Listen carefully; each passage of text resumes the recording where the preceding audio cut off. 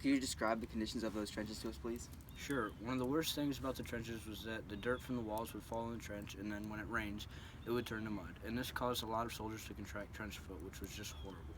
Then there were the rats. There had to be millions of rats in those trenches, and lice and disease. There were so many diseases that spread so easily because it was either stay in the trench and get a disease or go out and get gunned down before a minute passes.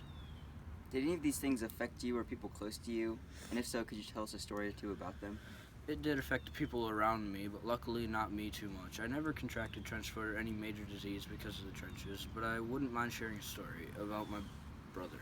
I was 22 and he was 20 when we were drafted. We both ended up together. We were in a trench about 100 yards long, but we had been there for months.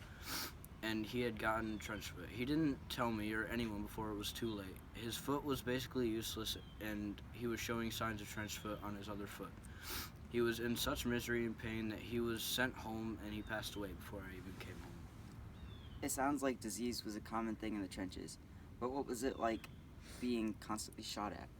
It takes a toll on you, I'll tell you that. It really gets in your head knowing that you're just a sitting duck waiting for them to get the exact positioning of your trench for mortars and gases. And knowing that as soon as you step out of that trench, you have a pretty good chance of getting gunned down by machine guns or shot at by snipers. It really tolls on your